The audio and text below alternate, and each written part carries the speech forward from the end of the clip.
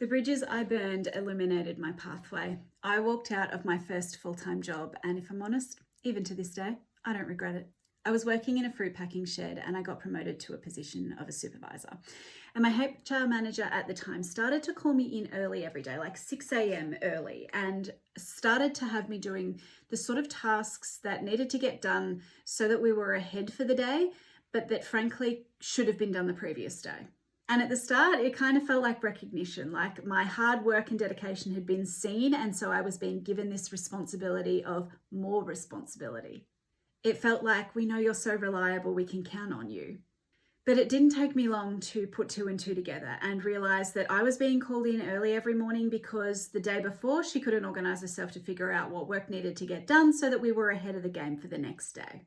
And after a few weeks of this, I was beginning to feel pretty frustrated, on top of being completely exhausted from working really long days. And one morning after she'd called me in early, I wasn't my usual happy, chatty self, and she noticed. And when she came upstairs to talk to me, instead of asking me if I was okay, she instead chose to ask me what on earth was up mine today. And given my exhaustion, I was feeling slightly more sassy than I probably should have been, and I responded with something along the lines of, well, if you weren't using me as your crutch for your poor organisational skills, then we wouldn't be here. Naturally, she wasn't very impressed by this response, and she instructed that I should go outside, take a few minutes to collect myself, calm down, and when I was ready, come back in and apologise to her for the way that I had spoken to her. So with that, I started to walk toward the exit. I took about 2 steps before something in my gut told me to do this. I turned around, I looked her in the eye, and I said, I am going to go outside, but I'm not coming back inside. And with that, I walked out of my first full-time job with zero intention of walking back through that door later on that day.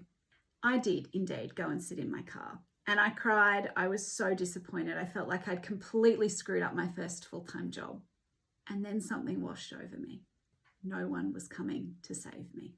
And with that, I turned on my car and I drove to a local cafe that I had been working casual summer hours for, and I asked for a job. And needless to say, the very next day when that HR manager came to the cafe to get her morning coffee, I made it for her and served it to her with a smile as if nothing had ever happened. Because I'd realised in that moment in my car that if I didn't take responsibility for myself and my actions, then I was going to set up a pattern that I would probably follow for the rest of my life. And it's this level of self-accountability that illuminated my pathway between walking out of my first full-time job and walking into the position of CEO of a national company by the time I was 30.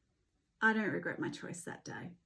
In fact, I'm really proud of my younger self for having more self-worth than to let somebody else walk all over me. That I was never going to get those things by sitting back and blaming my situation or the people around me.